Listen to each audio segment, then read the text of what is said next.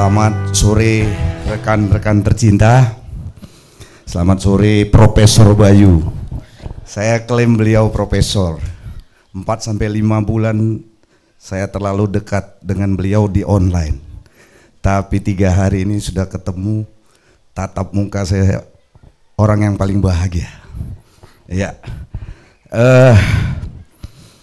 betul kata Pak Bambang, barusan usai praktek buat terakhir horti tadi.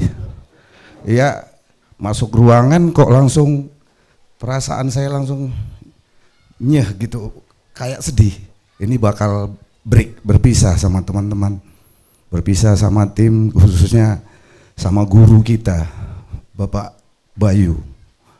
Ya, nggak terasa tadi mata saya udah terlanjur berkaca-kaca dan keluarkan air mata karena saya merasakan betapa begitu keakraban bersama, meskipun baru kenal, tapi saya lihat sudah seperti teman bertahun-tahun, terutama buat keluarga besar semua Bapak Bayu di sini dan kru staf yang ada yang begitu hangat melayani kita hari ke hari, bahkan di tempat kami ditampung di rumah warga begitu sangat peduli dalam segala kepolosan tutur kata, tapi kami merasakan itu hampir tidak kami dapatkan di kota Medan sana. Kehidupan yang serba cuek, tidak mau tahu satu sama lainnya. Ini poin pertama yang saya dapatkan di pelatihan sumber waras 3 hari ya, kita teman-teman ya, 3 hari. Kita nyampe hari Jumat, sekarang sudah Jumat, Sabtu, Minggu. Ya 3 hari, harinya 3, malamnya tapi 4 ya kali ya. Sebentar kita masih mungkin ada yang langsung pulang, kami masih menginap, besok pagi atau siang kami baru keluar dari Banyuwangi ini. Ya, poin kedua, wujud nyata pengetahuan secara teoritis yang kami dapatkan ketika menonton YouTube. Putar malam, acap kali saya pulang dari lapangan, usai mandi, makan malam, langsung ambil HP, duduk bersandar di bantaran tempat tidur, hingga tidak terasa HP-nya sudah jam 4 subuh lengket di telinga saya. Itu berhari, berminggu, sampai anak saya bahasa Medannya ngejek saya. Oh, Papa mau jadi profesor pertanian ya? Ya, betapa saya sangat antusias menonton video-videonya Bapak Profesor Bayu. Ya, karena saya pernah kalah, pernah dendam dengan kekalahan itu. Saat ketika saya hari pertama itu menyampaikan saya terpaksa, kalau Pak Bayu terpaksa jadi kaya, kalau saya terpaksa mengelola lahan leluhur yang terbengkalai itu. Karena di kampung itu tidak ada orang yang mau tinggal di kampung untuk bertani. Semua kalau sudah sekolah, sekolahnya merantau. Sudah selesai sekolah tidak mau membangun kampung, sehingga terlalu banyak lahan yang terbengkalai. Tapi memang setelah belajar ini saya melihat itu memang lahan di kampung kami khususnya butuh ekstra pengelolaan karena air sangat sulit. Memang itu menjadi kendala pertama. Asal malam mau tidur 3 hari ini saya teringat ke kampung halaman, mungkin itu juga lah kendala orang-orang tua, kakek leluhur tidak begitu recommended buat anak cucunya untuk bertani. Karena sulitnya memang melawan lapangan itu, melawan atau mengelola, memaintain pertanian di kampung itu. Karena air tidak ada, itu kendala utama. Nah, tapi seiring tadi saya lanjutkan, seiring berjalan saya berapa kali gagal, udah daftar gak jadi. Daftar kenapa? Karena kesibukan yang terus menarik. Tapi lewat yang terakhir ini untuk jadwal tanggal 17, saya pikir saya harus tinggalkan semua. Kalau enggak, gak akan pernah sempat saya dapatkan pertemuan tatap muka ini. Karena saya anggap ini terlalu berharga. Saya nggak dapatkan tempat lain. Ya, makanya saya ambil putuskan harus berangkat, tinggalkan semuanya. Tadi senior saya, saking girangnya saya video call. Untung Pak Profesor mau juga tatap muka, sempat menyampaikan salam. Jadi saya sudah melepaskan sesak di dada ini selama hampir 6 bulan. Ya, hari ini plong, bisa bertatap muka, praktek langsung, teori penghantar, langsung praktek, dan melihat betapa Pak Profesor kita ini menata begitu baik lahan yang ada ini. Ya, banyak hal yang rasanya memang sangat kurang waktu ini untuk belajar langsung. Ini poin kedua. Nah, yang poin ketiga, harapan saya tentunya silaturahmi ini tidak berhenti di sini saja. Kita tetap butuh saling komunikasi, saling berbagi informasi, untuk kita juga saling sharing pengetahuan. Bukan mungkin, pastilah banyak yang saya nggak tahu, teman-teman sekalian lebih tahu. Mohon izin kalau nanti saya banyak berbicara lewat WA, bertanya. Kiranya teman-teman juga mau membantu untuk nanti kami juga belajar mempraktekkannya. Ini poin ketiga. Demikian halnya juga mungkin kepada Pak Bayu, kiranya juga nggak bosan-bosan untuk menuntun kami, tentunya juga Pak Bambang dengan tim yang ada, untuk kami betul dihantarkan menjadi petani yang sukses, bukan petani yang gagal. Ya, sebab ketidaktahuan itu atau kebodohan seringkali juga membuat kegagalan. Tapi begitu tahu dan pintar, maka kesuksesan akan melekat kepada kita. Demikian yang bisa kami sampaikan dari Medan, Sumatera Utara. Jadi ada penawaran khusus buat teman-teman yang satu alumni, kalau ke Medan hubungi saya. Saya pastikan pulang minimal bawa oleh-oleh kuliner Medan. Ya, terima kasih. Assalamualaikum warahmatullahi wabarakatuh. Horas. Terima kasih Pak Bayu. Terima kasih. Saya yang nanti pertama. Istri saya Medan juga soalnya. Siantar, Brastagi. Monggo, ada lagi? Ya, monggo Pak. Lampung ini. Bismillahirrahmanirrahim. Assalamualaikum warahmatullahi wabarakatuh. Yang saya hormati Bapak Bayu Diningrat, Pak Bambang, dan para kru sekalian, bahwa saya bisa nyampai di sini dari 4 bulan yang lalu, ketika saya melihat searching di YouTube, oh ternyata ini sangat sesuai dengan pekerjaan saya saat ini. Saya pensiunan daripada PNS yang lama mengabdi di Pemda Kabupaten Lampung Barat dan terakhir di Provinsi Lampung.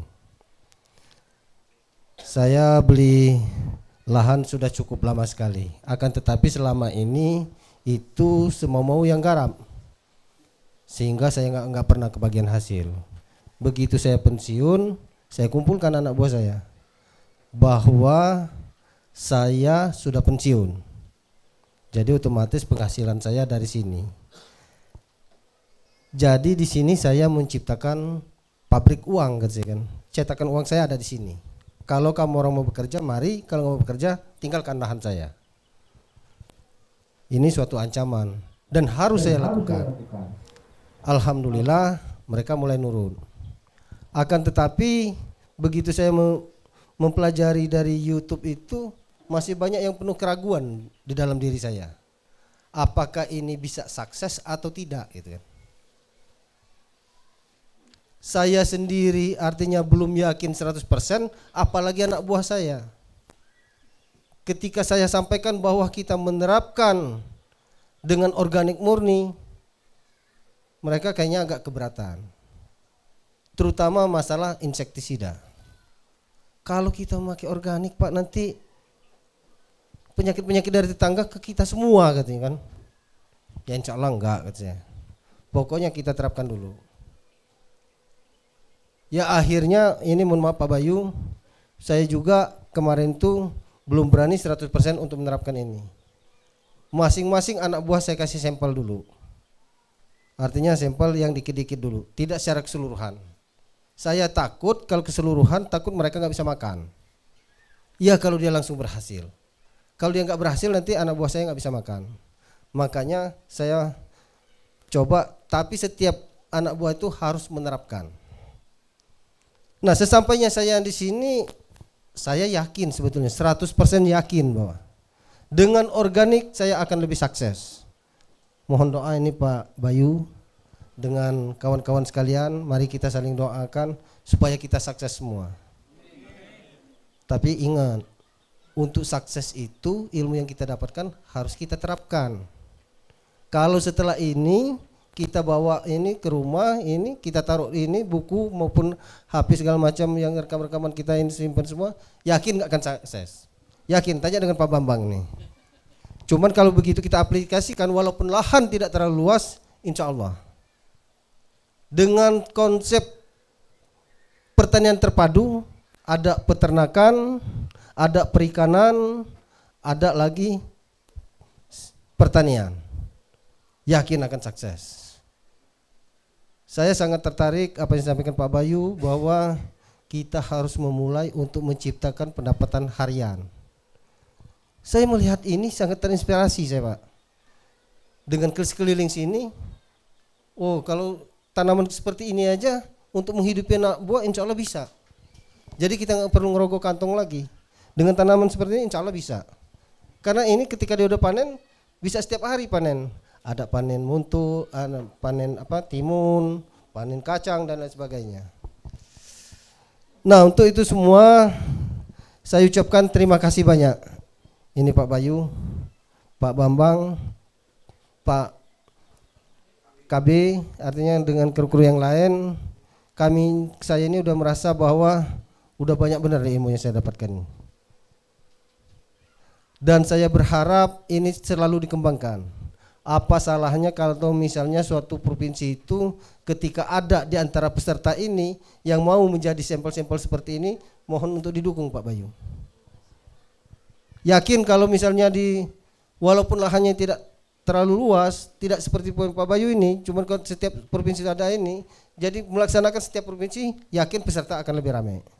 Dengan peserta akan lebih ramai, yakin juga artinya organik di Indonesia akan lebih banyak tercapai. Saya baca-baca di ini itu kan bahwa kalau negara Jepang itu sudah 90% dia melaksanakan organik. Makanya orang Jepang itu umur 112 dia bisa ngelas di atas. Artinya fisik memang secara kuat. Korea Selatan dengan program jadamnya sekarang ini sudah mulai ke organik semua.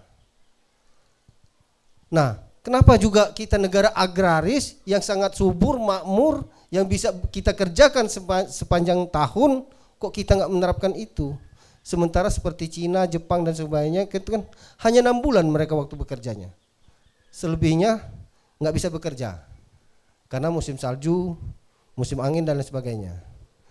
Jadi dalam hal ini kami mohon artinya kepada Pak Bayu dan kru, kami jangan ditinggalkan Pak. Dalam arti kata setiap kami pertanyaan, pasti itu kami butuh jawaban. Kalau misalnya, kalaupun agak terlambat, ya mohon untuk dijawab Pak Bambang. Karena setiap pertanyaan yang kami ajukan, insya Allah itu betul-betul kami butuhkan. Apalagi maamnya ngomong ketika ada serangan hama pada tanaman kami. Nah itu artinya mungkin bisa diseleksi lah. Kalau ada hal yang seperti itu tolong diutamakan untuk jawabannya. Coba dengan ini, coba dengan ini, coba dengan ini gitu. Jadi demikian yang dapat saya sampaikan. Dan terakhir sama dengan kawan-kawan seperti Medan itu, kalau ke Lampung mari mampir. Kalau alamat saya ketika masuk Lampung, Bakahuni, ketika mau masuk Bandar Lampung itu ada pintu tol namanya Kota Baru. Setiap masuk Bandar Lampung cuma satu pintu tol itu. Jarak sekitar setengah kilo di 2 jalur itu ada rumah makan Pindang Sehat. Kita sebelahnya kata Bung Plembang kan. Iya. Jadi kita berbatasan dengan rumah makan Pindang Sehat. Jadi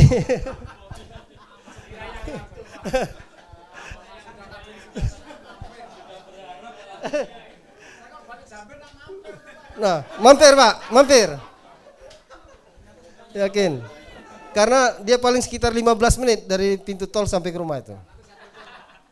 Ditelepon aja. Ini beberapa hal yang dapat saya sampaikan kepada rekan-rekan. Ingat bahwa kita setiap ada pertemuan pasti ada perpisahan. Tapi dalam pertemuan itu jalinan kekeluargaan yang telah kita jalin. Yang ini nggak boleh kita lupakan. Artinya jalinan kekeluargaan harus kita kenang sepanjang masa. Terima kasih. Wassalamualaikum warahmatullahi wabarakatuh. Monggo, ada lagi.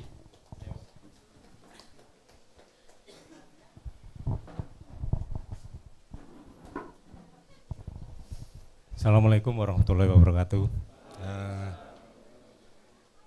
Setelah sampai di sini akhirnya saya menemukan jawaban, Pak. Jadi kegalauan saya selama ini tentang dunia pertanian, terutama di pengelolaannya, akhirnya mendapatkan jawaban di sini. Teman-teman sekalian, panjenengan semua pasti setuju dengan saya.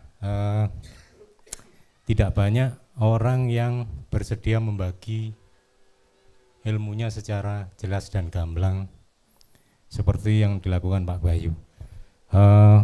Untuk itu saya secara pribadi sangat berterima kasih pada Pak Bayu.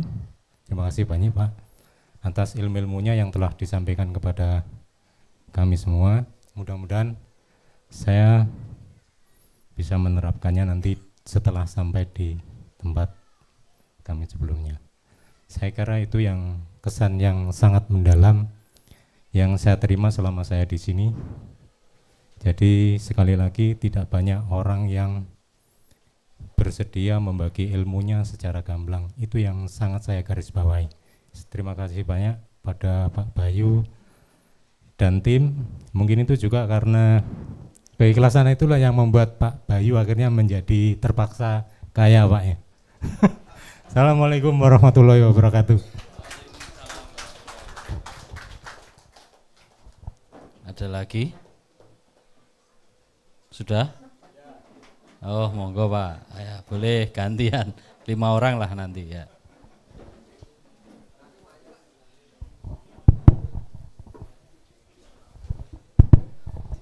Bismillahirrahmanirrahim. Assalamualaikum warahmatullahi wabarakatuh. Selamat sore, selamat sejahtera bagi kita semua. Om Swastiastu, Namo Buddhaya, salam kebajikan. Yang saya sangat hormati Bapak Bayu Didingrat, Pak Bambang, Pak KB, serta tim seluruh yang menjadi panitia pada kesempatan ini. Yang pertama, saya sangat bersyukur mendapatkan pelatihan ini. Sebagaimana yang telah saya sampaikan kemarin, insya Allah 1 bulan ke depan, ini Pak Bayu, saya purna, saya sekarang tugas di Surabaya sebenarnya, padahal saya asal dari Tasikmalaya. Awalnya background saya sebenarnya dari SPMA, saya mendapat tugas waktu itu ke Palembang di Badan Karantina. Kemudian saya mendapat tugas di Soekarno-Hatta, Kemudian 4 tahun terakhir saya di Surabaya. Nah, saya dalam 1 bulan ke depan ini, saya mungkin insya Allah menjelaskan tugas ini, mudah-mudahan saya mendapatkan kelancaran dan husnul khotimah, artinya dalam melaksanakan tugas ini selamat semua. Nah, saya berkomitmen Pak Bayu, dalam selesai tugas ini saya insya Allah akan menerapkan apa Bapak sampaikan itu dalam teori-teorinya. Awalnya memang saya mendapat informasi dari teman yang sama. Kemudian saya memang waktu itu setiap Sabtu Minggu itu saya full mendengarkan semua apa itu yang ada YouTube Pak Bayu sampai malam, sampai kegiatan malam begitu. Nah, tapi memang waktu itu dari apa itu, dari konten YouTube itu kok ada yang kurang, apa ini? Nah, jadi saya berpikir memang saya harus ketemu Pak Bayu langsung. Jadi alhamdulillah saya Pak Bambang, melalui Pak Bambang waktu itu mendaftar, saya alhamdulillah bisa mencapai di sini. Jadi saya udah ada kelegaan dalam hati ini Pak. Insya Allah apa-apa yang saya dapatkan ini saya akan praktekkan. Mulai dari teori, bagaimana cara membuka itu wawasan, membuka semuanya dinolkan lagi. Itu saya insya Allah akan menerapkan itu. Mudah-mudahan saya dalam keadaan sehat bisa menerapkan itu semua.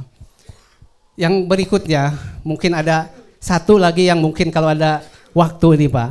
Kemarin Pak KB menjelaskan tentang Intan Sari. Ada 3 poin terakhir, saya masih penasaran ini goalnya karena terakhir itu baru dijelaskan sampai dengan 1005.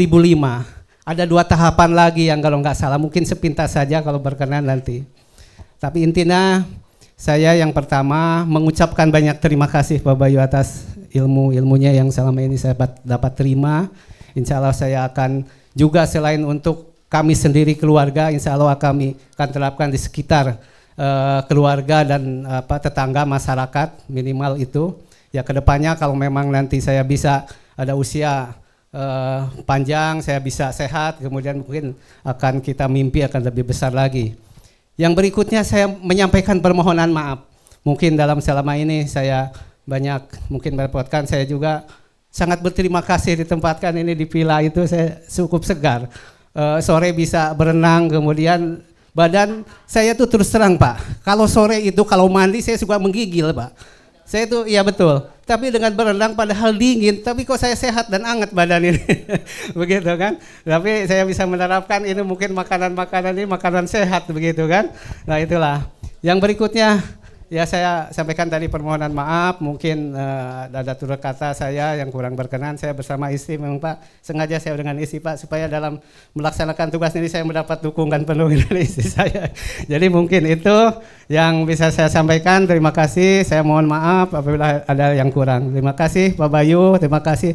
Dan saya mohon izin Pak apabila nanti saya juga akan menerapkan ilmu dan saya memberikan juga ke teman-teman lain, mohon izinnya mungkin berkahnya dari Bapak. Terima kasih. Wassalamualaikum warahmatullahi wabarakatuh. Ya monggo Pak tadi yang mau maju. Oh ada 3. Bareng-bareng boleh. Oh ya boleh. Tetap kita tampung. Minta waktunya sebentar saja. Assalamualaikum warahmatullahi wabarakatuh. Yang pertama saya ingin memberikan apresiasi kepada Bapak KB yang di belakang Pak. Terus terang saya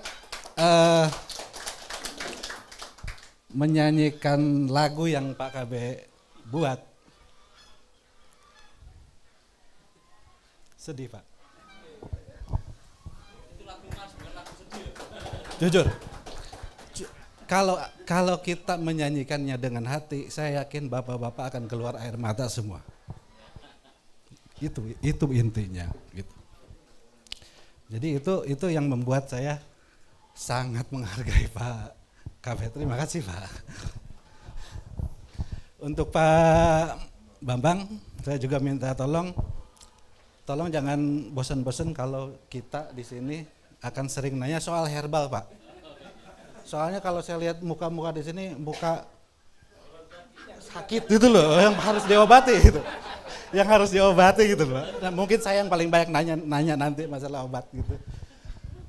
Terus saya ucapkan terima kasih juga buat Bapak Bayu, Bapak Profesor Bayu.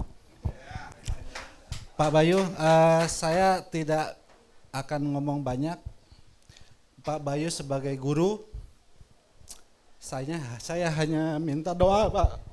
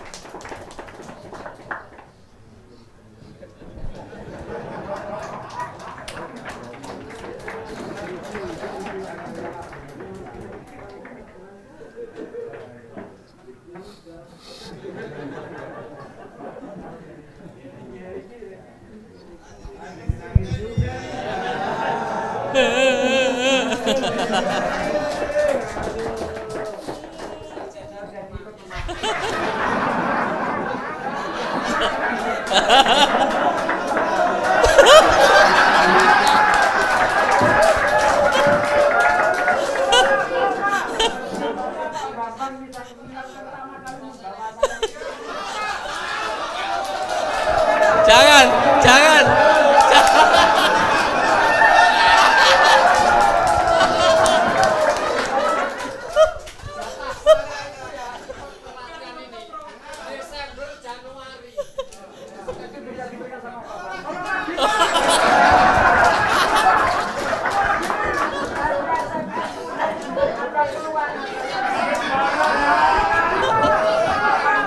Sudah.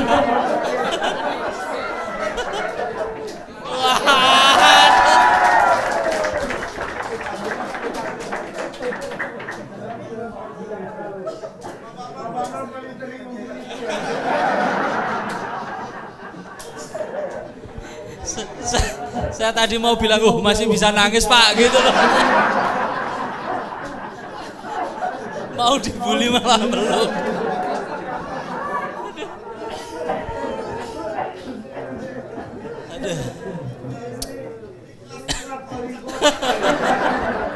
Jadi teman-teman, makanya kenapa sih saya sangat terharu. Jadi berdiri lagi Pak di sini Pak. Apa? Saya hanya mengharapkan keberkahan doa dari seorang guru. Kita nih jauh Pak. Ada yang nyebrang laut. Belum tentu kita bisa melaksanakan hanya omong doang. Gitu loh. Jadi mudah-mudahan dengan keberkahan doanya Bapak Bayu kita bisa diberikan kekuatan untuk bisa melaksanakan. Jadi nggak cuma omong doang gitu loh. Coba, saya mengakui saya lemah. Belum tentu saya bisa melaksanakan. Kalau tanpa ada dorongan, Allah yang Maha Kuasa yang bisa menggerakkan saya. Nggak bisa.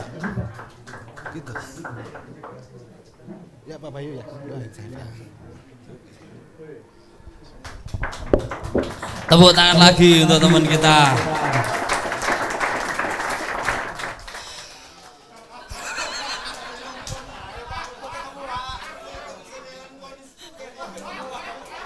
Aduh.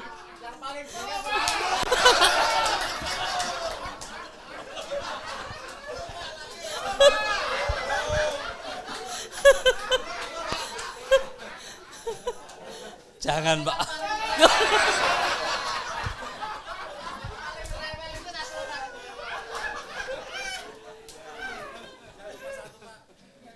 Dipeluk di sini belum dipeluk.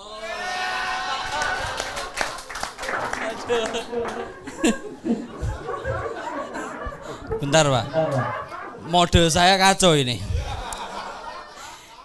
Mau mode pro ini modenya bingung mau sedih apa bahagia gitu. Masih ada satu lagi tadi ya? Monggo ya. Kita kasih kesempatan semua. Jangan nyaut lagi ya Pak. Monggo itu Pak. Tes. Rahayu buat semuanya. Saya sebenarnya ini dipaksa anak-anak saya ini untuk datang ke sini untuk memberikan testimoni. Karena tadi, ayo Pak, naik Pak, gitu. Udah, saya testimoni. Sebenarnya ini saya sudah lama tertarik dengan pertanian organik dan kebetulan saya mendapatkan tempat di mana orang-orangnya juga mau bertani secara organik untuk dikonsumsi oleh anak-anak. Jadi saya seperti kata Pak Bayu, dipaksa untuk mengelola sebuah yayasan di mana sekarang kita menaungi sekitar 200 anak. Jadi donaturnya itu dari Perancis. Saya sekitar 17 tahun menjadi pramu wisata berbahasa Perancis. Ketemu dengan orang Perancis dan akhirnya sampai sekarang sudah hampir 20 tahun di yayasan ini. Jadi membantu anak-anak dari keluarga miskin dari daerah utara dan timur Bali, Karangasem dan Buleleng. Jadi itu ini ya. Terus kemudian donatur-donatur ini senang sekali dengan organik. Jadi kita ada di Singaraja, saya bilang ini tanah mau dijual, mungkin kita bisa beli, ya mereka setuju untuk membeli tanah tersebut untuk bertani organik. Dan kita sudah melakukan dari sebelum COVID. Sebelum COVID kita sudah melakukan, tapi sekedar pengetahuan kita saja. Jadi begitu saya melihat channelnya Pak Bayu, jadi kita lebih bersemangat lagi untuk memberikan ini kepada anak-anak, supaya mereka tidak hanya berpikir, oh saya kalau di Bali, oh saya mau kerja mana, kerja pariwisata, saya bosan, saya orang pariwisata, tapi saya bosan mendengar itu, apalagi waktu COVID 2 tahun, banyak orang Bali pulang kampung, akhirnya mereka bertengkar untuk memperebutkan tanah yang sudah ditinggalkan, untuk bertani. Jadi itu yang membuat saya gregetan gitu. Kenapa sih anak-anak muda nggak mau kerja kapal pesiar ke Jepang, ke Australia, ke New Zealand? Jadi kenapa nggak mengolah tanah yang ada di Bali? Jadi dengan praktek yang sederhana, yang aplikatif dari channelnya Pak Bayu, saya jadi tertarik begitu saya melihat bahwa di salah satu hari itu ada channel yang membuka pelatihan, saya langsung mendaftar. Saya belum tahu siapa yang akan ikut. Gitu. Jadi tapi saya pikir 5 orang cukup karena 1 mobil. Karena yayasan pas punya mobil APV, jadi 5 orang saya setirnya udah bisa berangkat. Jadi itu keinginan kita tim yayasan jadi orang tua bagi mereka untuk membuat mereka tidak usah berangkat, bukan hanya pariwisata hidup kita, pertanian pun bisa. Dan saya bertemu dengan Pak Bayu, kalau di channel-channelnya kan terbatas pembicaraannya pasti dipotong di mana-mana. Kemudian kemarin Pak Bayu cerita kita harus bodoh. Dan itu pernah saya dengar dari orang yang saya kagumi juga, memang kita bodoh itu menurut saya kita harus ikhlas. Bodoh. Dan saya teringat dengan perkataan Pak Bayu lagi, saya pernah membaca buku silat, itu karangan Pak Arswendo Atmawiloto, itu Senopati Pamungkas. Kemudian saya teringat dengan beliau, wah Pak Bayu melakukan sesuatu itu tanpa ikatan, tanpa berharap hasil, seperti jurus silat yang namanya tepukan Buddha, tepukan 1 tangan. Katanya bertepuk 1 tangan itu lebih nyaring dari tepukan 2 tangan. Jadi istilahnya Pak Bayu itu bertepuk dengan 1 tangan saja dan nyaringnya jauh lebih besar dari tepukan 2 tangan. Jadi kita harus berpasrah seperti itu. Jadi saya belajar juga, oh Pak Bayu orangnya seperti ini. Jadi bisa melihat gitu. Terima kasih sama Pak Bayu, Pak Bambang, Pak KB dan semua tim yang ada di sini, juga teman-teman sudah menyampaikan semua testimoni yang bagus-bagus. Jadi saya berharap juga nanti, karena anak-anak ini nggak bawa HP, Jadi saya larang memang anak-anak bawa HP supaya mereka nggak melihat Instagram, TikTok setiap hari. Jadi mereka nggak ada HP di asrama, nggak ada HP mereka. Jadi HP-nya masuk ke saya semua atau ke tim yang ada di asrama. Jadi mungkin yang kuliah saja nanti mungkin bisa dimasukkan di grup. Ya, dimasukkan di grup itu saja. Ya, sekali lagi terima kasih buat teman-teman semua sudah di sini sudah bisa berbagi dengan kita, dengan kami membimbing juga adik-adik yang di sana, anak-anak saya, dan juga buat tim Pak Bayu di sini semua. Terima kasih.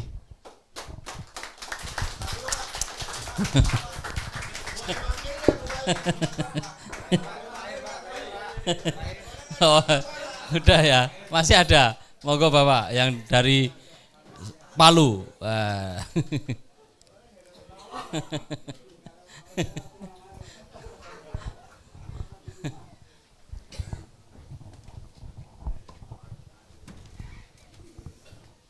Assalamualaikum warahmatullahi wabarakatuh. Bapak-bapak yang saya hormati, yang mulia Pak Bayu, yang saya hormati, kita yang pada hari ini hadir di gedung ini dengan secara tidak sengaja kita telah mengambil beban di pundak kita masing-masing agar kita melaksanakan apa yang telah Pak Bayu gagaskan. Karena kita sekarang ini Pak, sungguh ngeri kalau kita berpikir secara jernih. Sekeliling kita ini sudah tidak ada barang yang steril yang bisa dimakan. Saya berkecimpung di bidang pangan, terutama tanaman padi, karena itu makanan pokok kita. Itu isinya hampir sebenarnya tidak bisa dikonsumsi, karena itu mengancam jiwa kita masing-masing. Jadi apa ilmu yang kita dapat hari ini kita harus segera terapkan. Kalau boleh kita pulang ini masing-masing menanam padi. Tidak usahlah kita berpikir dulu menyelamatkan orang lain. Kita harus menyelamatkan keluarga kita masing-masing. Dan kemudian merambat nanti ke tetangga dan menyelamatkan bangsa kita dari jajahan yang sudah sejak kita merdeka. Sebenarnya kita petani belum merdeka, kita tetap terjajah. Itulah ulah dari elit-elit global. Secara tidak sadar kita hari ini telah menerima beban itu, dan kita sebagai pasukan yang melawan kezaliman dunia. Karena yang kita lawan sekarang Pak bukan lagi orang, kita lawan sekarang ada iblis. Si iblis ini yang dikendarai adalah kaum kafir, munafik, dan musyrik. Nah, ini yang kita harus sadari. Jadi berdosalah kita kalau tidak melaksanakan apa yang Pak Bayu gagaskan. Karena kita ingat pada dekade tahun 70-an, Kus Plus telah memberi satu clue. Ada nyanyian Kus Plus yang isinya tongkat dan kayu jadi tanaman. Sekarang ada jawabannya sama Pak Bayu. Kalau kita menghayati apa yang telah Pak Bayu gagaskan. Kemudian tahun era 80-an ada lagi lagu muncul dari Ebit GAD. Di situ dia sebutkan tanya rumput yang bergoyang. Sekarang kita merasakan ada ilmu yang bisa menanya rumput yang bergoyang. Kita selama ini dibodohi oleh elit global dunia. Kita membeli produk-produk yang kita racuni tanaman kita.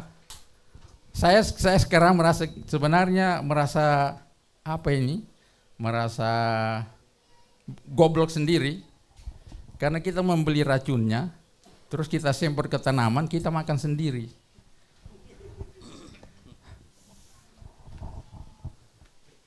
Dan itulah mereka memang sasar. Ini perdagangan apa namanya ini? Perdagangan pembodohan. Nanti mereka sasar, itu mungkin sudah ada satu settingan. Ini kayak pestisida kita beli, semprot ke tanaman, itu dikasih dosis tertentu, dan pada usia tertentu kita diserang oleh penyakit kronis. Kalau telah kena penyakit kronis, walaupun terpaksa kaya, itu akan jadi miskin kembali. Karena kita menghabiskan uang untuk berobat. Jadi kita sekarang ini diupayakan kalau kembali, hindarilah makanan-makanan yang kira-kira mengandung racun. Karbohidrat bisa kita dapatkan dari tempat lain, bukan hanya dari beras. Untuk mengamankan kita punya keluarga dan di sektor barat, sektor timur, walaupun sektor tengah, saya dari sektor tengah, akan tetap mengempanyakan bahwa kita untuk sementara kalau bisa tak usah makan beras dulu. Kita pilihlah makanan-makanan yang kira-kira yang tidak kena pestisida untuk sementara. Kalau mau mempercepat, kita harus tanam padi secepatnya, Pak. Tanam secara organik, yang kita untuk konsumsi saja dulu. Karena kita ini pasukannya Pak Bayu, kalau kita yang tewas duluan, siapa lagi yang melanjutkan? Cita-cita ke sini untuk menyelamatkan Indonesia seperti cita-citanya Pak Bayu. Kegelisahan beliau ini sudah bertahun-tahun, sejak tahun berapa Pak Bayu? Sejak 90-an, bukan sudah berapa tahun kegelisahan beliau. Sampai dia, artinya ceritanya pernah jalan kaki, yang lumpurnya sepaha. Siapa yang menggerakkan ke sana? Kitalah sebagai pasukan yang ikut menyelamatkan apa yang memang harus kita perbuat. Jangan lagi pulang kita hanya berteori. Terus kita harus praktek, terutama makanan pangan duluan yang kita tanam seperti padi. Karena itu kita anggap karena kita ini merasa belum makan kalau tidak makan beras, makan nasi. Saya sudah praktekkan 2 tahun terakhir ini. Saya tidak makan nasi bisa kenyang. Itu kita mengganti seperti makanan sukun, itu kan mengandung karbohidrat, bisa kenyang. Ubi jalar itu kemungkinan diracun tidak. Banyak. Jadi kita itu sayuran dibikin A sampai Z yang kira-kira tidak kena racun. Dengan demikian kita bisa kenyang. Jangan membuat sayur hanya satu macam, karena bisa kelebihan unsur. Begitu Pak Bayu. Jadi demikian sekedar saya ingin sampaikan agar kita sebenarnya secara tidak sengaja ke sini sudah menerima beban di pundak kita masing-masing untuk menyelamatkan bangsa. Saya kira cukup sekian. Assalamualaikum warahmatullahi wabarakatuh. Waalaikumsalam warahmatullahi wabarakatuh. Baik, demikian tadi teman-teman. Terima kasih atas partisipasinya untuk memberikan kesan-kesan. Teman-teman, karena teman-teman di sini semua kan jadi pengikutnya Pak Bayu. Ada satu hobi yang dilakukan Pak Bayu setiap hari, yang teman-teman nih harus melakukan semua. Kira-kira siap gak ini? Siap.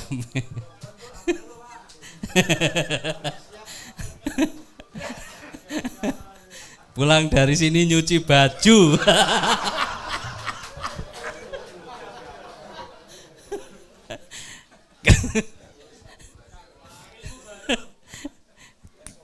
Ini kan ada SOP-nya. Nanti kita share ya. Saya juga kaget kok, pelatihan pertanian kok ada SOP nyuci baju. Tapi asik juga. Baik teman-teman, terima kasih. Berikutnya ada Pak KB yang akan memberikan pesan-pesan juga. Monggo Pak KB untuk naik ke panggung. Jangan nangis ya. Nanti kalau nangis tak panggilkan Pak ini.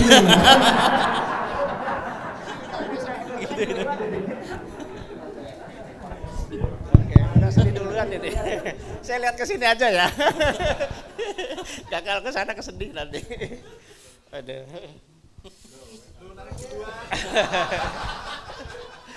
Baik Bapak Ibu, bismillahirrahmanirrahim. Assalamualaikum warahmatullahi wabarakatuh. Salam sejahtera buat kita semua. Om Swastiastu, Namo Buddhaya, salam kebajikan. Rahayu, rahayu, rahayu. Bapak Ibu yang sangat kami hormati, wabil khusus guru saya Pak Bayu Diningrat, sahabat kami Pak Bambang dan teman-teman. Yang pertama-tama tentunya kami sangat bersyukur sekali, alhamdulillah setiap kelas nambah persaudaraan, nambah pertemanan, nambah seduluran. Jadi saudaranya tambah banyak ya, dengan karakter dan luar biasa, kebiasaan yang senang guyon dan sebagainya. Ini jadi untuk kelas ini sangat luar biasa sekali. Terima kasih juga yang sedihnya saya sudah diambil sama Bapak tadi. Biasa saya kalau memberikan sambutan memang terharu Bapak Ibu. Terharu selalu, kenapa? Rasa syukur yang sangat luar biasa menjadi bagian perjuangannya beliau. Bergerak di dunia pertanian ini ya seperti menemukan jalan yang pas lah gitu kan untuk menempuh bersama-sama. Dulu kita dengan Pak Bayu pengen nyari murid itu sulit sekali. Kita gratiskan dan sebagainya juga belum tentu orang mau. Tapi Bapak datang bayar, ongkosnya juga bisa lebih mahal, bahkan bersedia jadi pasukan bersama-sama untuk berjuang di dunia pertanian. Tepuk tangan buat Bapak Ibu semuanya. Tentunya dari saya Bapak Ibu tidak banyak yang harus saya sampaikan, biar beliau aja nanti yang menyampaikan ya, tidak panjang lebar kita Bambang ya. Kalau kepanjangan kasihan ibunya, kalau kelebaran kasihan bapaknya. Jadi saya hanya menyampaikan, mendoakan kepada Bapak Ibu semua. Itu kurang ajar. Gimana ya? Kok kurang ajar Bapak? Lanjut. Kami hanya mendoakan Bapak Ibu dari hati yang paling dalam, semoga Bapak Ibu semua selalu diberikan kesuksesan, kemudahan, kesehatan dan kelancaran, serta dimudahkan semua dan tercapai semua harapan Bapak Ibu untuk membawa nama BSM di tempatnya masing-masing. Ya, Al-Fatihah.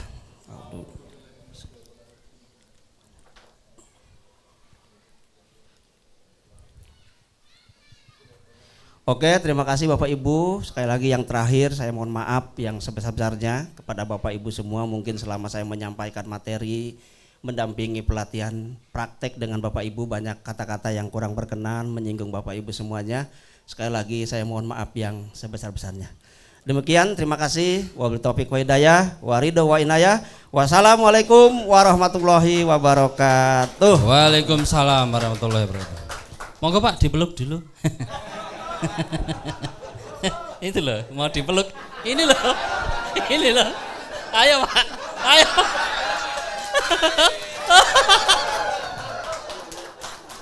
Aduh.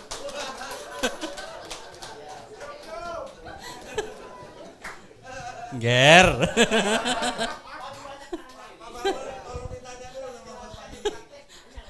Namanya siapa Pak tadi? Pak Marsudi. Ya. Luar biasa. Tepuk tangan untuk Pak Marsudi.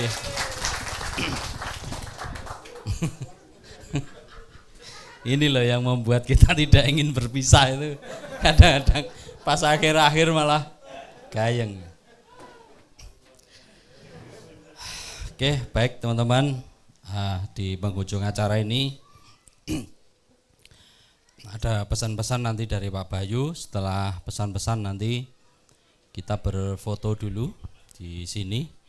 Foto sendiri-sendiri sama Pak Bayu, kemudian kita foto bersama. Setelah foto-foto nanti kita bersalam-salaman seperti lebaran gitu ya. Jejer ke sana. Gitu Pak Bayu, teman-teman sudah menyampaikan kesan-kesannya. Ini juga teman-teman minta untuk Pak Bayu memberikan pesan-pesan untuk hari ini. Monggo Pak Bayu, terima kasih.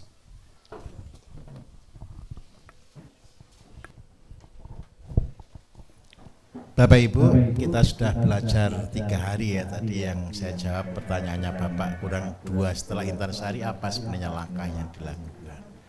Jadi setelah 1005 itu tahapan naiknya adalah Intansari Bapak Ibu. Intansari itu adalah integrasi pertanian desa mandiri.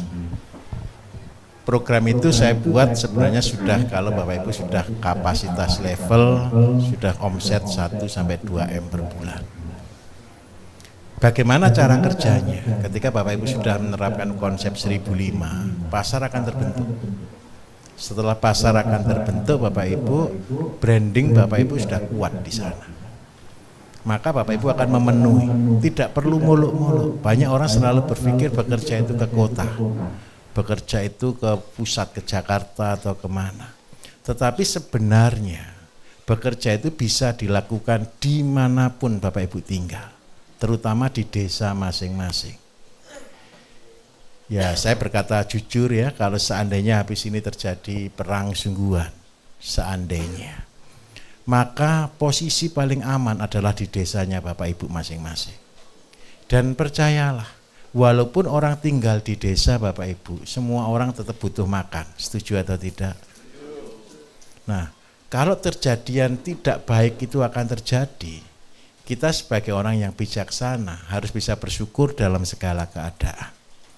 Yang paling harus kita syukuri adalah ketika hal itu terjadi, berarti terjadi satu stuck ekonomi, satu perhentian dalam ekspor impor dan sebagainya. Berarti barang-barang akan banyak yang tidak ada. Di kondisi itulah ilmu kemandirian itu dibutuhkan. Pupuk harus buat, makanan harus buat, obat-obatan harus buat, ikan, lauk, pauk, semuanya dibutuhkan, sudah harus membuat sendiri. Saya mau katakan jujur, program ini Bapak Ibu bukan kemarin. Mimpi untuk membangun Indonesia dalam satu konsep kemandirian, itu loh saya terima ketika saya masih SMP kelas 2. Ini bukan mimpi biasa. Coba bayangkan, anak SMP kelas 2 punya mimpi untuk membangun pertanian Indonesia, itu benar atau salah Bapak Ibu? Itu kan salah tempat kan? Jadi saya bercita-cita jadi petani ketika saya mempunyai mimpi, I have a dream. Membangun satu konsep kemandirian. Buku catatan saya dari kecil itu berisi pelihara ayam, cari buat pakan, muter seperti itu. Seperti integrasi yang hari ini yang saya buat. Kenapa saya sampai betul-betul hafal program itu Bapak Ibu? Karena itu yang saya lakukan. Nah, ketika Bapak Ibu bisa membangun konsep Intansari, maka di desa itu punya potensi. Setiap orang itu Bapak Ibu punya kelebihan dan kekurangan. Setiap orang punya hobi. Tugas kita hanya menaruh orang pada tempatnya. Orang yang senang tanaman bertanilah, orang yang senang ternak ternaklah, orang yang senang industri industrilah, orang yang senang bermarketing marketinglah, orang yang senang ngajar mengajarlah. Semua pada tempatnya masing-masing. Untuk membuat satu bangunan Bapak Ibu lihat rumah ini. Ini ada berapa macam partikel. Ada batu bata, ada pasir, ada keramik, ada semen, ada kayu, ada paku, ada genteng. Semua berbeda-beda. Seandainya genteng kita taruh di lantai, bagus atau jelek Bapak Ibu? Jelek. Seandainya bata yang kita taruh di atas genteng, bocor semua. Konsep integrasi pertanian Bapak Ibu itu adalah menyatukan semuanya itu. Menyatukan itu butuh kekuatan yang besar. Kekuatannya yang besar itu sebenarnya hanya sedikit bagi kita, yaitu kuasa doa. Kekuatan untuk kita berdoa. Untuk saya bisa berdiri sampai hari ini Bapak Ibu, jujur saya mau katakan, saya tidak kuat. Saya tidak mampu. Saya ini sebenarnya bukan orang yang tanggung jawab juga. Saya sering lari dari tanggung jawab. Saya bilang jujur, ini untuk spiritnya Bapak Ibu nanti ke depan. Bukan berarti saya selalu kuat mempertahankan keyakinan untuk melakukan satu panggilan, mencapai destiny. Saya ingat betul Bapak Ibu, ketika saya tidak punya uang, saya ngoyo cari uang. Dan tidak pernah punya uang akhirnya. Karena saya ngoyo cari uang. Tapi ketika saya tahu konsepnya uang, saya berhenti. Saya tidak cari uang. Yang saya bangun satu, keyakinan. Ini bukan tugas saya. Ini bukan pekerjaan saya. Kita semua ini hanya hambanya Allah kan? Setuju atau tidak Bapak Ibu? Saya hanya hambanya Allah. Saya hanya hamba. Hamba itu jongos Bapak Ibu. Budak, pembantu. Ketika saya ngoyo, itu Gusti Allah itu bilangnya kayak begini ke saya. Siapa yang suruh kamu ngoyo? Mati enggak kira-kira Bapak Ibu? Saya sudah berjuang mati-matian, terus Gusti Allah ngomong, siapa yang nyuruh ngoyo? Dari situ saya tobat. Saya sudah ternak, pertanian, gagal itu sudah 18 kali.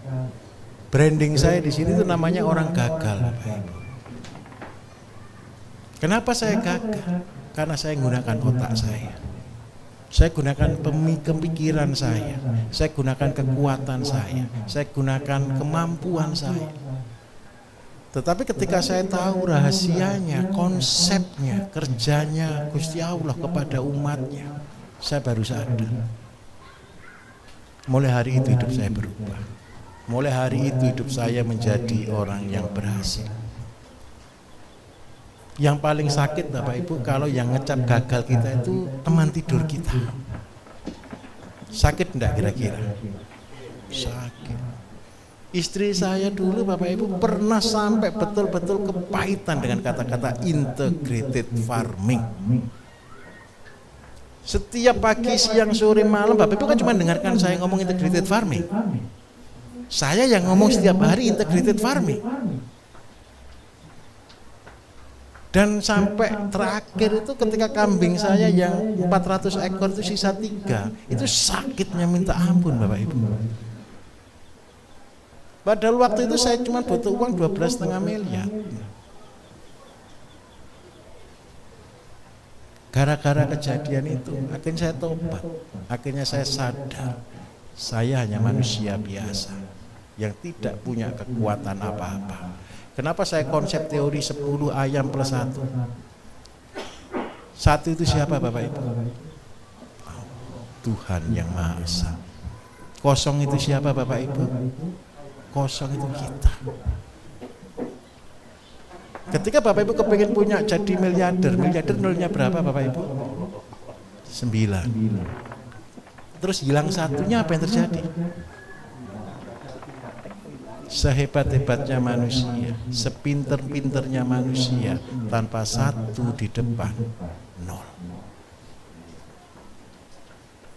Saya dulu merasa pinter, saya buat macam-macam dari kecil. Dan saya bersyukur sekali karena saya gagal. Saya minta maaf. Bapak Ibu ketika gagal bersyukur atau sedih? Pada waktu kejadian saya gagal, saya betul-betul sedih. Tetapi ketika saya tahu tujuannya kenapa saya dibuat gagal, baru saya betul-betul berbahagia. Kenapa berbahagia? Karena satu Bapak Ibu, Gusti Allah sayang kita. Gusti Allah menyayangi kita karena kita diizinkan gagal. Seandainya dulu saya sudah berhasil di usia belasan tahun, 20 tahun. 23 tahun omset saya 2 bulan itu sudah 1 M Bapak Ibu. Itu usia saya 23 tahun. Berarti anggap aja 30 tahun yang lalu. Zaman itu uang 1 M itu banyak sekali Bapak Ibu. Saya kuliah, hobi saya beli tanah setiap bulan 1 hektar. Hobi saya beli tanah. Untuk dibangun apa? Training center. Setelah saya kuliah, saya jadi pengusaha ayam. Hobi saya tetap sama, beli tanah di mana-mana. Tapi yang keren satu, enggak bisa bangun rumah. Bisa beli tanah, enggak bisa bangun rumah itu saya.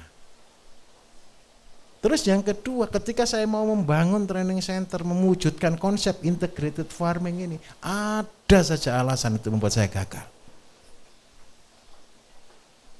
Sampai akhirnya saya juga mengalami masa yang paling jelek dalam hidup saya. Untuk makan saja tidak bisa. Tanah saya puluhan hektar itu sudah. Tapi untuk makan tidak bisa. Jadi kalau saya tidak punya uang Bapak Ibu, makan saya motong ayam. Jadi kalau saya makan ayam itu saya tidak punya uang. Tapi kalau makan ayam terus enak atau enggak Bapak Ibu? Enak. Kalau saya makan tahu itu berarti saya punya uang. Karena saya enggak pernah buat tahu. Dari sana saya belajar. Dan momentum kebangkitan saya Bapak Ibu, ini saya minta maaf. Kalau Bapak Ibu mau tiru silahkan. Kalau enggak mau tiru silahkan. Ketika saya sudah gagal pelihara kambing dan kambing saya mati. Bukan hanya kambing yang mati Bapak Ibu. Badan saya hancur. Isinya hidup saya pada waktu itu puasa. Saya ngoyot, tirakat, puasa itu hobi saya. Saya cuma minta satu, pertolongannya Gusti Allah ke saya. Diberikanlah saya rezeki yang besar, diberi kemampuan untuk bisa mengerjakan visi ini. Tapi saya pikir-pikir ya waktu itu saya tidak merasa diri saya gila. Tapi orang yang lihat saja gila. Anak SMA Bapak Ibu kepengen uang 12,5 miliar itu kira-kira gila atau tidak orangnya? Itu saya. Untuk saya bangun training center. Tempat pelatihan yang seperti ini. Tetapi ketika saya berjalan Bapak Ibu, bukan keberhasilan, kegagalan yang saya terima. Dan saya betul-betul bersyukur sekali, sekarang saya betul-betul memahami, saya bersyukur saya gagal. Sehingga saya bisa bercerita ke banyak orang, gagal itu adalah sesuatu yang biasa. Banyak orang berkata, iya Pak Bayi sudah punya uang, sekarang. Kalau dulu saya juga untuk makan aja pernah susah. Serius Bapak Ibu. Pekerjaan-pekerjaan yang saya lakukan dari mulai tahun 2010 semua berganti 180 derajat. Kalau dulu selalu yang saya andalkan ini otak saya. Tetapi mulai tahun 2010 saya jadi orang paling bodoh di dunia. Semua yang saya tahu saya buang. Semua yang saya ngerti saya lepaskan. Semua yang saya bisa saya tidak anggap lagi. Saya mulai bekerja dengan hati. Saya harus mengambil banyak keputusan-keputusan yang impossible. Satu keputusan-keputusan yang tidak mungkin. Saya kasih cerita ya. Tahun 2010 Bapak Ibu setelah kambing saya mati. Itu saya sudah tidak kuat mengajar tentang pertanian. Kenapa saya katakan tidak kuat ngajar tentang pertanian? Saya berdoa begini loh Gusti Allah. Tuhan, siapa yang orang yang mau tak ajak mati untuk berjihad? Saya mau katakan jujur, sebelum Bapak Ibu tahu ilmu-ilmu saya, bertani itu pilihan orang atau bukan? Sebelum Bapak Ibu tahu teori-teori saya di YouTube, pernah enggak membuat satu cita-cita kamu nak sekolah yang pintar supaya besok jadi petani? Ada enggak? Enggak ada. Terus habis itu saya tahu bertani itu enggak mungkin berhasil. Kalau secara hitung-hitungan analisa dunia Bapak Ibu, bertani itu loh enggak mungkin berhasil. Sebelum tahun 2010 itu bahasa saya. Akhirnya, ini akhirnya. Enggak berhasilnya di mana dulu biar tahu. Coba bayangkan. Petani Bapak Ibu ketika berdoa minta hujan yang datang apa? Panas. Begitu padinya mau panen berdoa minta terang dikasih banjir. Sapi sudah dari kecil besar-besar kena PMK. Kambing begitu sudah dipelihara dengan baik harganya hancur. Terus untungnya petani ini dari mana? Dari sana saya jadi orang yang takut untuk mengajar pertanian. Kenapa Bapak Ibu? Kegagalan ini jadi hantu bagi saya. Kegagalan ini jadi momok bagi saya. Dan sakitnya itu betul-betul sakit Bapak Ibu. Coba bayangkan, dari kambing 3 ekor sampai jadi 400 perjuangan atau tidak? Perjuangan. Gusti Allah batuk 2 minggu habis. Apa yang paling menyakitkan? Hinaan, ejekan orang-orang. Terus yang paling menyakitkan satu Bapak Ibu. Mau saya katakan jujur ya, tapi jangan sakit hati ya. Katanya sudah berdoa ke Gusti Allah, punya kambing mati semua gitu. Mana Gusti Allahnya? Mana Tuhanmu? Sakit atau enggak? Hidup saya tidak hanya lebih dari cuma seorang hamba melakukan tugas. Ketika saya ditanya gitu, saya juga takut Bapak Ibu. Makanya ketika saya itu sudah tidak bisa ngomong, turun dari tempat tidur tengah malam terbangun, saya cuma sujud di pinggir tempat tidur. Isinya cuma air mata. Saya minta maaf. Yang saya pertanyakan satu ketika saya berdoa, ya Allah, apa dosa saya? Apa salah saya? Saya kerja cari uang bukan tidak hampir minta maaf, hanya sangat sedikit yang kami nikmati. Yang lain hanya untuk membuat pelatihan, untuk sosial dan sebagainya. Gitu loh, tidak dikasih berhasil. Cukup lama saya berdoa, 2-3 bulan saya berdoa, dan isinya hanya air mata. Ketika saya tahu itu suatu hari, saya tahu-tahu timbul dalam hati. Saya mulai menghitung Bapak Ibu. Dalam hati saya berkata begini, sebentar, saya nyuruh kamu siapa? Loh, ya Allah yang nyuruh saya, Tuhan yang nyuruh saya. Terus, betulkah Tuhan nyuruh kamu seperti itu? Nah, iya betul, menurut saya. Menurut saya, Gusti Allah tidak pernah bicara ke saya sih Bapak Ibu. Saya tidak pernah dengar suaranya dia. Tapi dalam hati itu muncul kata-kata itu. Terus saya renungkan. Begitu saya titik ketemu, saya mulai berkata satu titik. Ini bukan tugas saya. Saya langsung bilang, ya Allah, ini bukan tugasku. Ini kan tugasmu.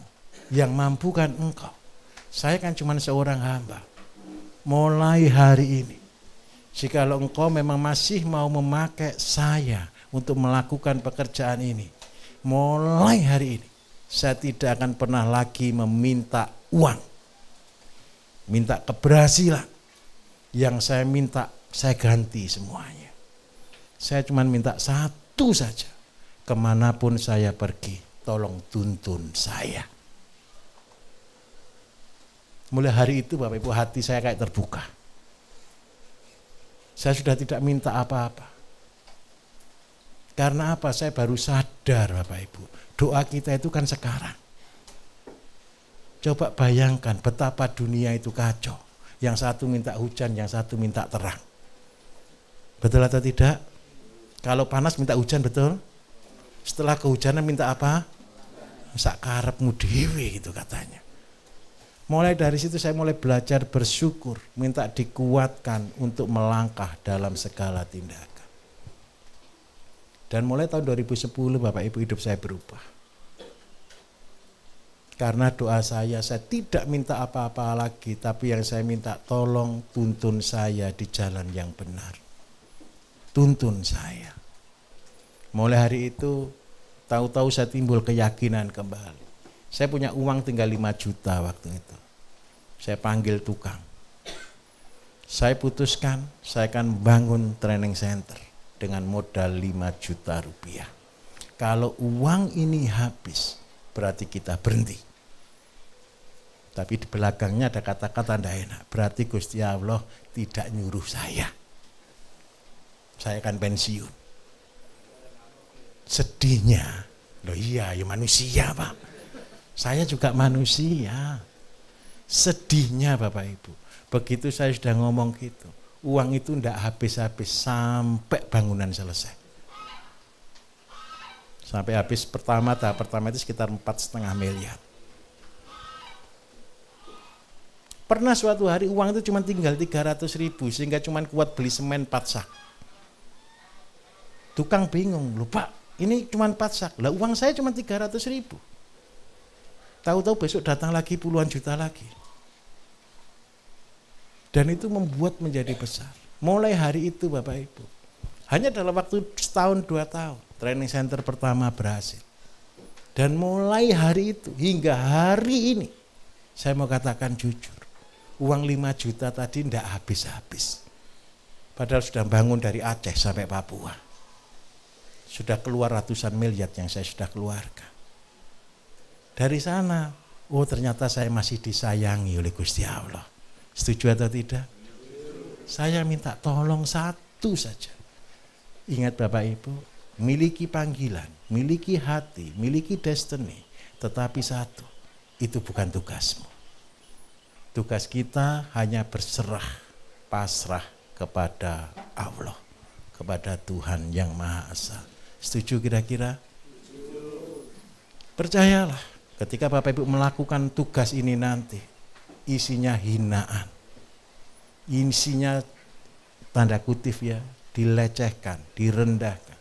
Saya mau katakan jujur, saya di depan sudah mengalaminya. Keluarga saya, orang tua saya, semua pada waktu proses ini semua terjadi Bapak Ibu. Bilangnya itu satu, kamu itu udah waras. Pelihara sapi yang Bapak Ibu mungkin pernah dengar di YouTube saya. Sapi yang dihitung matematika kayak apa, tidak mungkin untung itu loh Bapak Ibu. Itu orang tua sudah protes minta ampun. Kamu itu jurusan ekonomi tidak bisa ngitung gitu. Sakit enggak kira-kira Bapak Ibu? Sakit. Mau jawab orang tua ya diem saja. Mau ngelawan kan ya tidak berani. Ya tetap diam saja. Walaupun yang keluar apa? Air mata. Kenapa bisa keluar air mata? Saya mau jawab ke orang tua saya disuruh Tuhan. Ya aneh tuh Bapak Ibu. Ya diam saja sudah, ya biar diam saja. Yang kita lakukan ketika ada masalah, dengkul kita ini loh kita gunakan untuk berdoa. Pakai perbanyak sujud.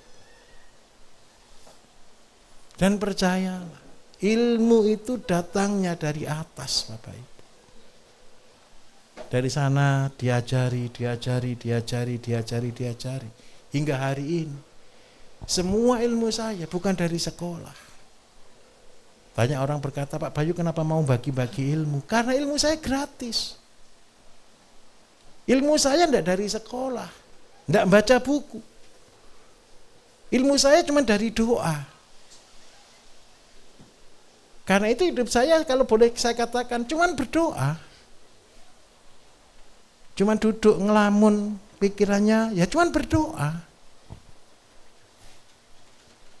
Setiap saat hidup kita adalah doa Bapak Ibu. Dan percayalah, pertanian ini Bapak Ibu tidak akan pernah mampu dengan pikiranmu. Yang memampukan membuat kita berhasil hanya Allah sendiri. Saya minta tolong dengan sangat. Ini di pesan terakhir Bapak Ibu ya. Saya minta tolong. Siapa yang mau jadi wakil-wakilnya Allah di bumi? Bapak Ibu bisa bercerita tentang orang untuk percaya, untuk ibadah, untuk sholat, untuk puasa dan sebagainya. Mereka yang sudah terlalu banyak kecewa Bapak Ibu, tanda kutip, mereka mempercayakan kebenarannya Allah, betul atau tidak? Atau jangan mungkin Bapak Ibu juga sudah mempertanyakan? Jangan ya, tolong, saya mau katakan Allah itu betul-betul ada. Bapak Ibu datang ke bumi ini karena disuruh oleh media. Jadi saya minta tolong berdirilah teguh, jadilah saksinya. Lewat apa? Pekerjaan. Bukan omongan. Karena dunia hari ini sedang butuh itu. Kita nanti Bapak Ibu ketika AI sudah masuk, semua orang akan banyak sekali kehilangan imannya. Iman terbesar di awal saya katakan la ilah. Ada ilah kecil yang besar yang bernama uang. Orang akan berkata, mana katanya Gusti Allah nolong, saya juga tidak punya uang, saya tetap miskin, saya tetap menderita. Padahal saya katakan jujur, Allah sayang dengan umatnya. Allah sangat sayang dengan kita. Allah kepingin kita semua berhasil. Yang membuat kita tidak berhasil karena kita tidak pernah mau nurut. Kita mikir jangan cara kita sendiri. Tolong tobat ya. Tolong, saya minta tolong tobat. Ayo kerja yang benar, lakukan yang benar. Bekerja itu seperti tani, tawakal, niat, ibadah. Bekerjalah karena ibadah, bekerjalah karena Allah, bekerjalah untuk memberi Dia, bekerjalah untuk memberi manfaat, bekerjalah untuk melakukan yang terbaik di atas segalanya. Dan jaminan, karena saya sudah mengalaminya, Allah tidak pernah meninggalkan saya. Biarpun pekerjaan saya bangkrut, biarpun pekerjaan saya rugi, biarpun pekerjaan saya banyak masalah, saya tetap bahagia karena tidak ikut punya. Yang punya siapa Bapak Ibu? Allah. Saya kasih penutup. 2014 ada seseorang dari Amerika Bapak Ibu datang ke saya, tidak kenal saya. Dia cuma tahu kegiatan saya di bidang pertanian organik. Tidak kenal saya, nawari saya uang 10 juta US, banyak atau sedikit? Itu sekitar 140 miliar waktu itu. Saya bilang ke dia, Pak, saya tidak butuh uang. Marah Bapak Ibu dia. Kamu itu jadi orang sombong, yang lain aja minta-minta uang, kenapa kamu dikasih uang aja kok tidak mau? Karena Bapak memberi dan pasti minta pertanggungjawaban. Lah saya tidak perlu mempertanggungjawaban Pak. Saya menghabiskan uang saya tidak habis-habis kok Bapak tambahi uang lagi. Tahu maksud saya? Rezeki itu berkah atau tanggung jawab? Tanggung jawab. Semakin Bapak Ibu diberi lebih, dituntut tanggung jawab lebih. Semakin diberi rezeki yang besar, Bapak Ibu harus bermanfaat kepada lebih banyak orang. Dan ketika usahanya tambah lama, tambah besar, Bapak Ibu tambah besar atau tambah kecil? Terpaksa tambah besar. Lu sudah dibuang kemana-mana, kenapa tetap tambah besar? Ya karena menghasilkan. Ada yang rugi kan, ada yang untung. Ada yang gagal kan, ada yang berhasil. Yang gagal itu karena apa Bapak Ibu? Ini saya tunjukkan lagi. Bapak Ibu nanti ketemu dengan SDM. Ingat baik-baik. Bapak Ibu diberi rezeki nanti yang besar. Tujuannya untuk mengubah sampah menjadi berkah. Hari ini 2 tahun 3 tahun ini Bapak Ibu belajar ngolah sampah yang betul-betul sampah yang mati untuk menjadi berkah. Kotoran sapi, kotoran kambing, limbah rumah tangga, sampah keluarga dan lain sebagainya itu menjadi berkah. Jadi pupuk dan sebagainya, jadi pakan dan sebagainya. Itu sekolahnya. Tugas aslinya siapa sampah yang harus kita layani? Masyarakat. Di desa, di daerah Bapak Ibu sama masyarakat banyak atau tidak? Pengangguran yang tidak tahu gunanya banyak atau tidak? Orang-orang yang sesat jalannya di jalan-jalan banyak atau tidak? Saya minta tolong. Ubah sampah-sampah masyarakat untuk menjadi orang-orang yang bermanfaat. Dan itulah ibadahmu. Itulah wujud iman. Kalau jadi seorang kiai, keberhasilan kiai itu ngajari santri yang nakal Bapak Ibu jadi santri yang baik. Ngubah sampah yang tidak berguna itu jadi orang yang berguna. Itu baru kebanggaan seorang guru. Itu baru kebanggaan seorang kiai. Saya minta tolong dengan sangat. Di akhir pendidikan kami, level tertinggi, namanya rekreasi, Pak. Rekreasi, kata re dan kreasi. Jadi artinya kembali berkreasi. Kalau besok Bapak Ibu rezekinya sudah sampai ke level itu, buatlah tempat Bapak Ibu, bukan mewah. Buatlah tempat yang ketika orang datang, masuk ke dalamnya, langsung berkata, saya punya ide. Siapa yang datang Bapak Ibu ke sini terus bilang, wah begini saya punya ide. Kalau buat begini saja saya bisa. Ada enggak yang datang ke sini langsung bilang begitu? Hampir semua saya yakin. Karena tempat itu spiritnya, semua tempat pelatihan saya adalah Bapak Ibu datang dan punya ide. Karena itu disebut rekreasi. Orang yang sumpek datang ke sini, orang yang putus asa datang ke sini, mereka punya harapan. Mereka langsung berkata, I have idea. Dia punya semangat baru untuk berusaha, untuk semangat baru untuk bekerja. Syukur-syukur kalau Bapak Ibu mau memberikan punggungnya Bapak Ibu. Sehingga berkata begini, ini tidak enak loh kata-katanya. Kalau cuma begini saja saya bisa buat lebih baik. Siapa yang sudah bilang begitu dalam hatinya di sini? Oh, alhamdulillah. Tapi kalau sudah terlanjur besar, saya tutup tempat saya Bapak Ibu. Tidak untuk pelatihan. Jadi kalau yang tempat kami yang sudah terlanjur besar, yang di Mojokerto sudah 6 hektar, sudah ada hotel, sudah ada lengkap semuanya, Bapak Ibu tidak boleh datang sebagai peserta. Kalau sampai di sana Bapak Ibu datang cuma bilang, oh, cuman gitu aja. Tidak berani berkata, kalau begini saya bisa, tidak bisa. Tidak cukup uangnya. Tetapi kalau di tempat ini Bapak Ibu lihat dan bisa katakan, oke. Jadi saya tunjukkan, biaya terbesar dibuat training center apa Bapak Ibu? Ketika ini akan lanjut akan besar enggak? Pasti akan besar. Begitu besar kita harus buat lagi dari nol. Kalau kita harus ngajari lagi dari nol. Dan itulah seorang pemimpin. Kalau saya yang terus bekerja enggak selesai-selesai Bapak Ibu Indonesia. Saya minta tolong kepada Bapak Ibu. Ketika Bapak Ibu berhasil, sediakan punggungmu untuk dilewati murid-muridmu untuk menjadi lebih tinggi. Siap berjuang bersama-sama? Saya menyampaikan banyak terima kasih, saya juga minta maaf. Kemarin ketika Bapak Ibu tinggal di rumahnya teman-teman, di rumah penduduk di sini, saya yakin ada yang rumahnya terlalu sempit, saya minta maaf ya. Tapi bahagia saja. Yang kami bangun dalam bisnis Bapak Ibu nomor 1, bangunlah hubungan persaudaraan. Karena apa? Dengan Bapak Ibu pernah nginep di warga di sini, saya jamin 100%. Seumur hidup Bapak Ibu pernah berkata, saya punya saudara di Banyuwangi. Betul atau tidak kira-kira? Ketika Bapak Ibu cuma tinggal di hotel, Bapak Ibu tidak yakin berkata, saya punya saudara hotel di sini. Tetapi ketika Bapak Ibu ketemu dengan warga di sini dengan segala kekurangannya, mungkin bahasa, mungkin makanan, mungkin tempat tidur dan sebagainya, itu akan menjadi cerita seumur hidup Bapak Ibu. Dan itu menjadi pengalaman. Terus yang kedua, saya berterima kasih sekali. Dengan Bapak Ibu datang ke tempat kami di sini, Bapak Ibu sedang memberkahi masyarakat sini. Bapak Ibu berbagi rezeki dengan mereka semuanya. Mereka bahagia. Daerah sini dulu jarang yang punya kamar mandi Bapak Ibu. Gara-gara ada tamu, akhirnya mereka harus buat kamar mandi. Dulu ketika saya buka suku Osing, mereka tertutup. Sekarang mereka selalu bertanya, kapan ada lagi pelatihan? Mereka bahagia saya. Dan itu adalah keberhasilan untuk membangun suatu daerah. Saya berharap satu, ke depan yang bangun tempat pelatihan bukan lagi saya.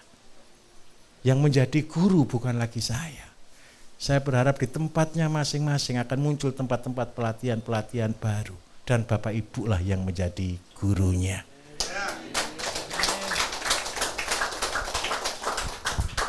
Terima kasih banyak.